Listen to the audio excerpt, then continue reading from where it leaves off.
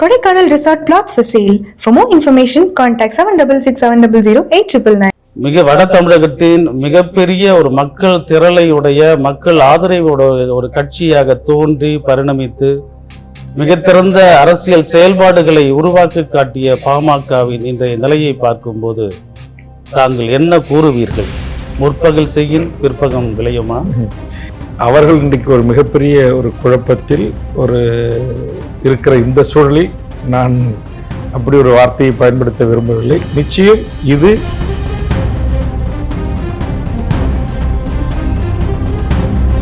இது மிக விரைவிலேயே பேசி தீர்க்கப்பட்டு சுமூகமாக அந்த கட்சி இயங்கினால் தமிழுக்கும் தமிழ்நாட்டுக்கும் தமிழர்களுக்கும் உலகத் தமிழர்களுக்கும் பயனுள்ளதாக இருக்கும் என்று நான் கருதுகிறேன். அதை தாண்டி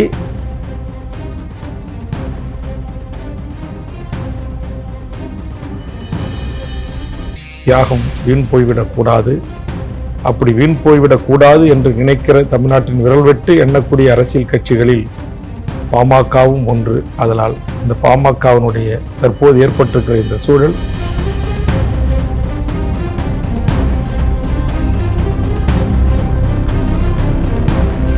தெற்காசியாவிலேயே மனித இனம் கால்நடைகள் வாழ்வதற்கு தகுதியற்ற ஒரு நிலம் கடலூர் மாவட்டம் சிப்காட்டை சுற்றியுள்ள பல கிராமங்கள் என்று ஐநாவால் அங்கீகரிக்கப்பட்ட பல்வேறு அமைப்புகள் அறிவித்திருக்கின்றன. NLCயில் இருந்து வெளியேறுகின்ற தண்ணீரால் அந்த கறி வெட்டி எடுக்கிற கையாளுகின்ற காரணத்தினால் பாதரசத்தின் அளவு அங்கு 250 மடங்கு அதிகமாக இருப்பதாகவும்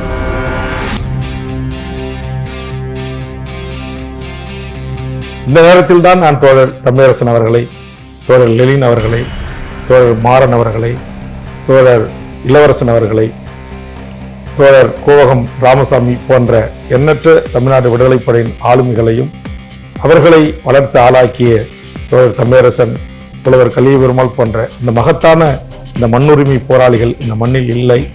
அதனால் இன்றைக்கு யாராரோ அதிகாரத்தில் அமர்ந்து கொண்டு அளவுக்கு மீறி கொட்டமடித்துக் கொண்டிருக்கிறார்கள்.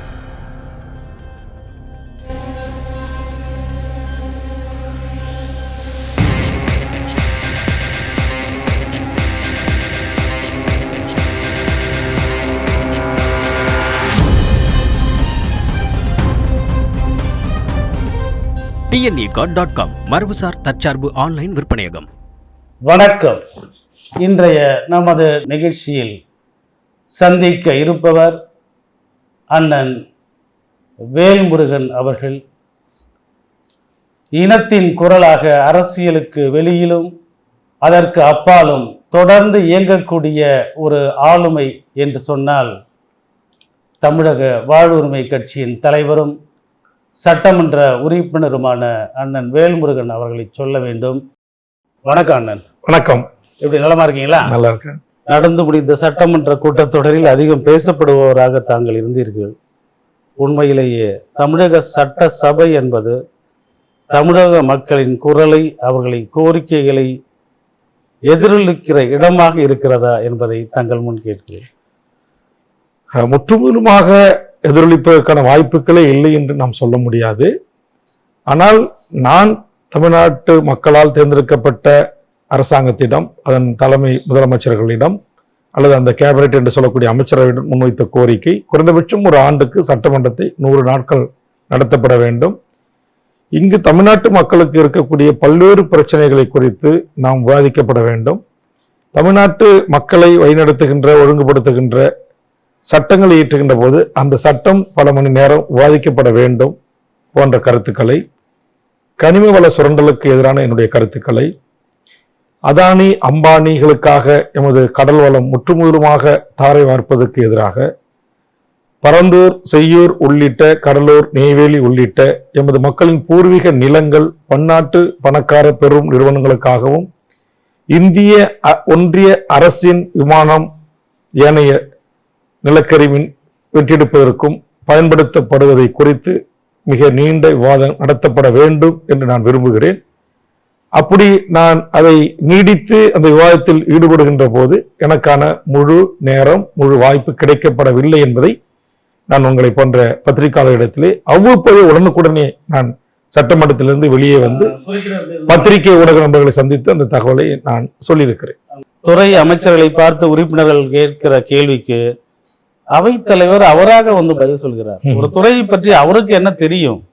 அதே போல ஒரு குறிப்பிட்ட மசோதா நிறைவேற்றத்தின் போது அந்த நடைபெறுகிற செயல்கள் எல்லாம் மிக செயற்கைத்தனமாக இருக்கிறது. நீங்கள் உங்களுக்கு இதில் நேரடியாக கண்டவர் என்கிற முறையில் இதை நான் உங்கள் முன் வைக்க முடியும். எனில் அந்த சட்டமன்றத்தின் மாண்பை காக்கக்கூடிய அக்கறையும் அதற்கான தேவையும் உங்களிடம் இருக்கிறது. இந்த சட்ட முன் வடிவை ஏற்போர் ஆம் என்க என்று கூறுகிற அவை தலைவர், இதை ஏற்காதவர்கள் இல்லை என்க என்ன கூறுகிற அவைத்தலைவர் ஒரு கண நேரம் கூட அவையை ஏறெடுத்தும் பார்ப்பதில்லை. இந்த வகையான செயல்பாடை நீங்கள் என்னவென்று கூறுவீர்கள்? கண்டிப்பாக இந்த ஜனநாயக நாடாளுமன்ற சட்டமன்ற முறைமை மாற்றப்பட வேண்டும். நீங்கள் சொன்னது போல் ஒரு சட்டத்தை அறிமுகம் செய்துவிட்டு எதிர்ப்போர் இல்லை எங்க, ஆதரிப்போரே அதிகம் அதிகம் அதிகம் என்று கருதுகிறேன். சட்டம் நிறைவேறியது என்று சில நொடிகளிலே இந்த நாட்டில் வாழ்கின்ற 7 கோடி மக்களுக்கான ஒரு சட்டம் இயற்றுகிற ஒரு அவையாக இந்த அவை இருக்கக்கூடாது என்பதுதான் என்னுடைய பேர் விருப்பம். அதற்காகத்தான் அவர் அறிமுகம் செய்கின்ற போதே எழுந்து அறிமுக நிலையிலே நான் எதிர்க்கிறேன் சில சட்டங்களை. அப்படித்தான் தொழிலாளர் விரோத சட்டங்களை நான் எதிர்த்தேன். இன்றைக்கு என்னுடைய பெரும் முயற்சி, பெரும் போராட்டத்துக்கு பிறகுதான் இந்த சட்டம் ரத்து செய்யப்பட்டிருக்கிறது. இப்போது கூட இந்த கூட்டத்தொடரில் ஒரு 26 சட்டங்கள் நிறைவேற்றப்பட்டன. அந்த 26 சட்டங்களிலும் எழுந்து இந்த 234 எம்எல்ஏக்களில் ஒருவன் கருத்தை பதிவு செய்து எதிர்ப்பை பதிவு செய்தது அல்லது ஆதரிக்க வேண்டிய சட்டத்தை ஆதரித்த ஒரே சட்டமன்ற உறுப்பினர் நான் தான். அதுதான் அவர்களுக்கு எரிச்சல் ஊட்டுகிறது. எல்லாரும் அமைதியாக இருக்கிறார்கள். எந்த மசோதாக்களை அறிமுகப்படுத்தினாலும் நீங்கள் ஆய்வு செய்ய வேண்டும் என்று கோருகின்றீர்கள், எதிர்ப்பை பதிவு செய்கின்றீர்கள், அறிமுக நிலையிலே எதிர்க்கிறீர்கள். இல்லை, இந்த சட்டத்தை ஏற்றுக்கொள்ள முடியாது, இது மக்களுக்கு பாதிப்பு ஏற்படும், தொழிலாளர்களுக்கு பாதிப்பு ஏற்படும், மாணவர்களுக்கு பாதிப்பு ஏற்படும், வழக்கறிஞர்களுக்கு பாதிப்பு ஏற்படும், தொழிலாளர்கள் என்று அதை திருத்தம் செய்வதற்கு நீங்கள் உத்தரவிடுங்கள் என்று நான் சொல்லுகிறேன். இதையெல்லாம் தான் அவரை கோபம் செய்ய கொள்ளுகிறது. நேரடியாக நான் இதையெல்லாம் குறித்து பேசுவது ஒளிபரப்பு செய்யப்படுவதில்லை. மக்கள் உங்களை போன்ற பத்திரிகையாளர்கள், மூத்த பத்திரிகையாளர்கள் பார்ப்பதற்கோ இதை குறித்து கேள்வி கேட்பதற்கோ வாய்ப்பு இல்லாமல் துண்டிக்கப்படுகிறது. இன்னும் சொல்ல போனால் மிக பெரிய ஒரு புதிராகவே இருக்கிறது. என்னுடைய முழு நேர சட்டமன்றத்தில் பேசுகின்ற பேச்சியின் வீடியோ வடிவம் கூட என் கைக்கு கிடைக்கவில்லை. இந்த தட்டெழுச்சி செய்யப்பட்ட காப்பிகள் என்று சொல்வார்கள் உரை, அதிலே கூட சில வரிகளை சில நிமிடங்கள் தூக்கி விடுகிறார்கள். 20 நிமிடம் போராடி பேசினா அது ஒரு சில நிமிடங்கள் தான் எனக்கு அந்த வீடியோ கிடைக்கிறது. இது எல்லாம் எனக்கு உண்மையிலேயே புதிதாக இருந்தது. அதனால்தான் அந்த கருத்து மோதல்கள் அல்லது உரிமையுடன் கூடிய பேரவைத் தலைவருக்கும் எனக்குமாத வாக்குவாதங்கள், சண்டைகள். பரந்தூர் விமான நிலைய திட்டத்தினால் இந்திய வரைபடத்திலிருந்தே காணாமல் போகக்கூடிய அபாயம் உள்ள ஏகனாபுரம் என்ற மண்ணை சேர்ந்தவன் நான். அந்த மண்ணில் பிறந்து வளர்ந்தவன். அந்த போராட்டம் 1000 நாட்களை கடந்து தமிழகத்தில் திரும்பி பார்க்க வைத்தது என்பது கூட உங்களுக்கு தெரியும். ஒரு திட்டத்திற்காக 2 மாவட்டங்களில் ஏறக்குறைய சரிபாதி அளவு கிராமங்களை காலி செய்வது என்பதும் 2000 ஆண்டு காலமாக காடும் கழனியும் கால்நடைகளுமாக வருகிற அந்த மருதநில மக்களை ஏதிலிகளாக அவர்களை வெளி தள்ளுவது என்பதும் ஒரு திட்டத்தின் சிறந்த செயல்பாடு என கூற முடியுமா? கண்டிப்பாக 100% கூற முடியாது. ஐரோப்பிய நாடுகளிலும் உலகத்தின் பல்வேறு நாடுகளிலும் இது போன்ற ஒரு பெரும் திட்டம் வருகிறது என்று சொன்னால் அந்த மக்களுடைய வாக்கெடுப்புக்கு வாய்ப்பை வழங்கி அந்த மக்கள் ஆதரித்தால் அந்த சட்டம் உள்ளூர் சபைகளில், நகர சபைகளில், மாநகர சபைகளில் தீர்மானங்கள் நிறைவேற்றப்பட்டு அரசுக்கு அனுப்பப்பட்டு அதன் ஊடாகத்தான் மக்கள் பெரும்பான்மை வாக்களித்து ஏற்றுக்கொண்டால் மட்டும்தான் அந்த சட்டங்கள் வரும், அந்த திட்டங்கள் வரும். இங்கு சட்டங்களும் அப்படி வருவதில்லை, திட்டங்களும் அப்படி வருவதில்லை. ஆதிக்க அரச பயங்கரவாதமாக பெரும் பணக்கார கார்ப்பரேட் நிறுவனங்களுக்கு துணை போகின்ற ஒரு முறைமை தான் இந்தியாவில் இருக்கிறது. இதுதான் ஒழிக்கப்பட வேண்டும் என்று நாங்கள் போராடுகிறோம். நீங்கள் சொன்ன உங்கள் ஏகனாபுரம் கிராமத்திற்கு அந்த மக்கள் போராடிய போது களத்திற்கு வந்து நேரடியாக கிட்டத்தட்ட ஒரு 5000 காவல்துறை, ஒரு 5-6 எஸ்பி, 2 டிஐஜி, 2 ஐஜி இவருடைய தடைகளை தாண்டி அந்த மக்களை சந்தித்து அவர்களுக்கு ஆதரவாக நின்றவன். இன்றளவும் வாய்ப்பு கிடைக்கிற போதெல்லாம் சட்டமன்றத்தில் இது குறித்து பேசி வருகிறேன். அதுபோன்று என்எல்சி குறித்து பேசி வருகிறேன். நிச்சயமாக இது ஒரு காலத்திலும் தமிழக அரசு, ஒன்றிய அரசு எதிர்க்கிற பாசிச சங் பரிவார கும்பல்களை நாங்கள் எதிர்க்கிறோம், அதில் உறுதியாக இருக்கிறோம். தமிழ்நாட்டு மக்களின் உணர்வுகளுக்கும் உணர்ச்சிகளுக்கு நாங்கள் தோள் கொடுப்போம், துணை நிற்போம் என்று சொல்லுகின்ற தமிழக அரசு, மாண்புமிகு முதலமைச்சர் கண்டிப்பாக பரந்தூர் விமான நிலைய திட்டத்தை கைவிட வேண்டும். எப்படி டங்ஸ்டனுக்காக தென் மாவட்டத்து மக்களின் உணர்வுகளுக்கும் உணர்ச்சிகளுக்கும் வாய்ப்பளித்து நான் முதலமைச்சராக இருக்கின்ற வரையிலும் எந்த வடிவத்திலும் இந்த திட்டத்தை நிறைவேற்ற நான் அனுமதிக்க மாட்டேன் என்று ஒரு உறுதிமிக்க ஒரு குரலாய், தமிழ்நாட்டின் குரலாய், 7 கோடி மக்களின் குரலாய் தமிழக முதலமைச்சர் ஓங்கி ஒலித்தாரோ அறிவித்தாரோ, அதுபோன்று பரந்தூருக்கும் செய்யூருக்கும் அவர் வாயால் அப்படி ஒரு அறிவிப்பு வர வேண்டும் என்பதுதான் என்னுடைய பெரும் விருப்பம். அது செய்யப்படவில்லை என்றால் அதை நான் எந்த சூழலிலும் எதிர்த்து போராட தயாராக இருக்கிறேன். இன்றளவும் போராடி கொண்டிருக்கிறேன். அந்த மக்களுக்காக சட்டமன்றத்தில் வாதாடி கொண்டிருக்கிறேன். அண்ணன், உங்களுடைய சொந்த மாவட்டமான கடலூர் நெய்வேலி நிலக்கரி திட்டம் சுரங்கம் என்பதனால் பல நூறு ஏக்கர் நிலங்கள் பாழாக்கப்பட்டு ஏறக்குறைய கடலூர் மாவட்டத்தின் பாதி அளவிற்கு பாலைவனமாகிவிட்டது. இந்த நிலையில் சிப்காட் என்கிற பெயரில் ஒரு ரசாயன டேங்கர் வெடித்து பல பேர் பாதிப்புக்கு உள்ளாகி இருக்கிறார்கள். இந்த சிப்காட் என்கிற திட்டங்களும் மக்கள் விரோத திட்டமாகத்தான் இருக்கிறது. உங்களுடைய சொந்த மாவட்ட பாதிப்புகளை பற்றி தாங்கள் என்ன கூறுகிறீர்கள்? தெற்காசியாவிலேயே மனித இனம் கால்நடைகள் வாழ்வதற்கு தகுதியற்ற ஒரு நிலம் கடலூர் மாவட்டம் சிப்காட்டை சுற்றியுள்ள பல கிராமங்கள் என்று ஐநாவால் அங்கீகரிக்கப்பட்ட பல்வேறு அமைப்புகள் அறிவித்திருக்கின்றன. சமீபத்தில் கூட தமிழ்நாட்டினுடைய மாசு கட்டுப்பாட்டு வாரியம் NLCயிலிருந்து வெளியேறுகின்ற தண்ணீரால் அந்த கறி வெட்டி எடுக்கிற கையாளுகின்ற காரணத்தினால் பாதரசத்தின் அளவு அங்கு 250 மடங்கு அதிகமாக இருப்பதாகவும், காட்மினியம் என்று சொல்லக்கூடிய ஒரு உலோகத்தின் அளவும் மனித உயிருக்கு பேராபத்தை விளைவிக்கக்கூடியதாகவும் இருக்கிறது என்று இந்திய அரசால் அறிவிக்கப்பட்ட சுற்றுச்சூழல் ஆர்வலர்களும் தமிழ்நாட்டு அரசின் சுற்றுச்சூழல் ஆய்வு அறிக்கையும் ஒரு அறிக்கையை தற்போது தந்திருக்கிறார்கள். இது குறித்து நான் தமிழக சட்டமன்றத்தில் போராடி அரசின் கவனத்திற்கு கொண்டு வந்தேன். ஆனால் அதற்கு உரிய பதில் எனக்கு கிடைக்கப்பெறவில்லை. இன்னும் சொல்ல போனால் தமிழ்நாடு மாசு கட்டுப்பாட்டு வாரிய அதிகாரிகள் இந்த கடலூர் மாவட்டத்து மக்கள் வீடுகளில் இருந்த நீர்த்தேக்க தொட்டிகளையும் கிணறுகளையும் சுத்தமாக உறிஞ்சி எடுத்து நீட் அண்ட் கிளீன் என்று சொல்வார்களே, அது பிறகு செய்துவிட்டு அப்புறம் பரிசோதனை செய்த போதே இன்றைக்கு அவர்கள் சுற்றுச்சூழல் அறிக்கையில் 150 மடங்கு பூவுலகின் நண்பர்கள் என்று சொல்லக்கூடிய சுந்தரராஜன் அவர்கள் தலைமையில் இயங்கக்கூடிய அந்த இயக்கத்தினுடைய அவர்கள் ஆய்வறிக்கையில் 250 மடங்கு என்றும், அந்த சுற்றுச்சூழல் பூவுலகின் நண்பர்களைத்தான் தமிழ்நாடு அரசு சுற்றுச்சூழலுக்கான அங்கீகரிக்கப்பட்ட ஒரு உறுப்பினராக அரசு நியமித்திருக்கிறது. ஆனால் தமிழ்நாடு மாசு கட்டுப்பாடு வாரியம் ஒன்றிய அரசிடம் சொல்லிவிட்டு NLCயிடம் சொல்லிவிட்டு ஆய்வுக்குட்படுத்திய போதே 150 மடங்கு. அவர் 150 மடங்கு கொடிய உலோகத்துடன் கூடிய அந்த கிட்டத்தட்ட ஒரு கெமிக்கல் மனித உயிருக்கு ஆபத்தை ஏற்படுத்துகின்ற, பெண்களுக்கு கர்ப்பப்பையில் பாதிப்பு ஏற்படுத்துகின்ற, புற்றுநோய் ஏற்படுத்துகின்ற மிக மோசமான NLCயாலும் சிப்காட்டாலும் எமது மக்களுக்கு ஏற்பட்டிருக்கிறது. இது குறித்து நான் இந்த கூட்டத்தொடரில் பேசினேன். ஆனால் எனக்கு பதில் கிடைக்கவில்லை, அதற்கு விடிவு கிடைக்கவில்லை. தொடர்ச்சியாக பல்லாயிரக்கணக்கான மக்களை, லட்சக்கணக்கான மக்களை திரட்டி அந்த மக்களுக்கான நீதி கோருகின்ற எனது போராட்டம் தொடர்ந்து கொண்டிருக்கிறது. அந்த வகையில் கடலூர் சிப்காட்டில் நீங்க சொன்னது போல் நேற்றைய முன்தினம் லாயல் என்கிற ஒரு நிறுவனத்தில் பெரிய ஒரு கடந்த காலங்களில் பழுது அடைந்த அந்த பாய்லர் வெடித்து சிதறி பல பேர் காயம் பெற்றிருக்கிறார்கள்.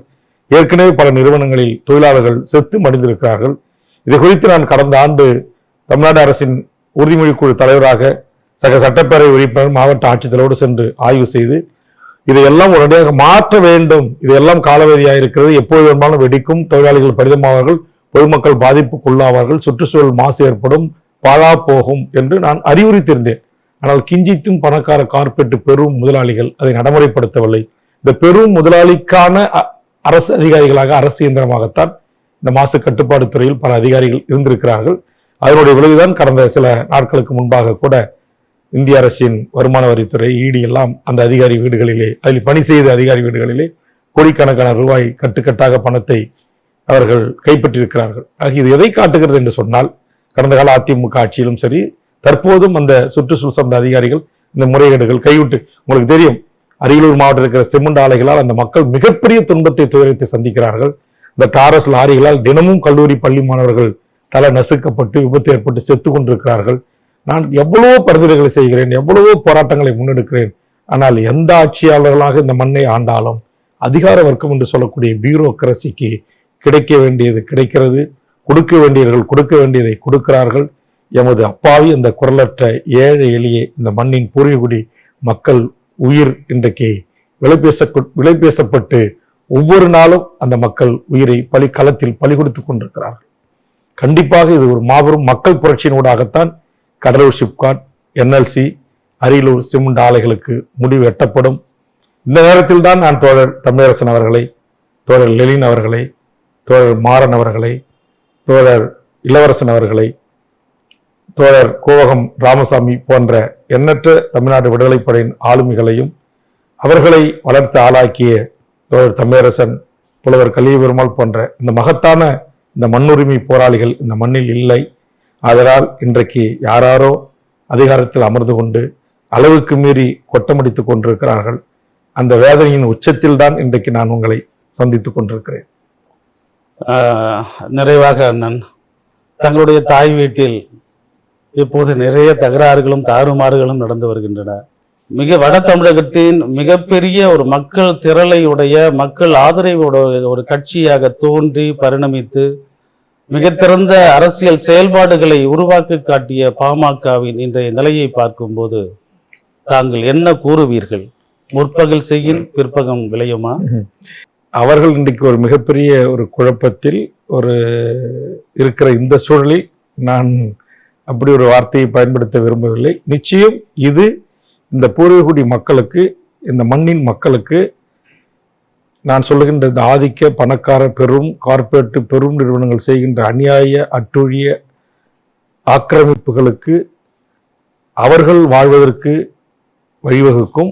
ஆதலால் இது மிக விரைவிலேயே பேசி தீர்க்கப்பட்டு சுமூகமாக அந்த கட்சி இயங்கினால் தமிழுக்கும், தமிழ்நாட்டுக்கும், தமிழர்களுக்கும், உலகத் தமிழர்களுக்கும் பயனுள்ளதாக இருக்கும் என்று நான் கருதுகிறேன். இதை தாண்டி நான் வேறு எதுவும் புதியதான அல்லது அவர்களை விமர்சனம் செய்கின்ற, அவர்களின் குறைகளை உங்களை போன்ற ஊடகங்களை சுட்டி காட்டுகின்ற அளவுக்கு அந்த மனநிலையில் தற்போது நான் இல்லை. என் சிந்தனை முழுவதும் இந்த இனப்படுகொலையில் எமது மக்கள் பட்ட துன்பத்தை, துயரத்தை, வலிகளை, வேதனைகளை, அந்த கொத்து குண்டுகளும் அந்த பீரங்கி குண்டுகளும் பாதுகாக்கப்பட்ட பகுதி என்று எமது மக்களை ஒரு இடத்துக்கு வர வைத்து ஒரே நாளில் 50,000க்கும் மேற்பட்ட எமது உறவுகளை, குழந்தைகளை மருத்துவமனைகள், பள்ளிகள், செஞ்சோலைகள், பதுங்கு குழிகள் என்று பார்த்து எம் மக்களை கொன்று குவித்த அந்த சிங்கள பேரினவாத அரசின் அந்த மாபெரும் இன அழிப்பு என் நெஞ்சத்தில்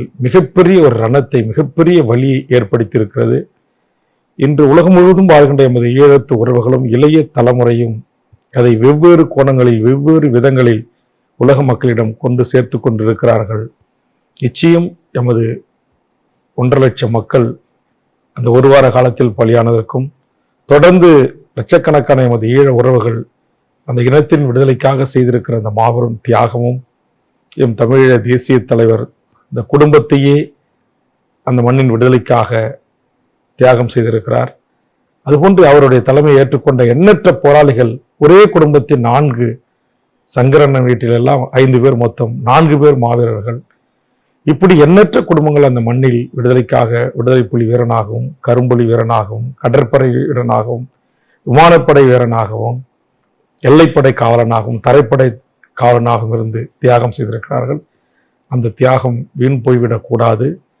அப்படி வீண் போய்விடக்கூடாது என்று நினைக்கிற தமிழ்நாட்டின் விரல் வெட்டு எண்ணக்கூடிய அரசியல் கட்சிகளில் பாமகவும் ஒன்று. அதனால் இந்த பாமகவினுடைய தற்போது ஏற்பட்டிருக்கிற இந்த சூழல் நிச்சயமாக துரதிர்ஷ்டவசமானது.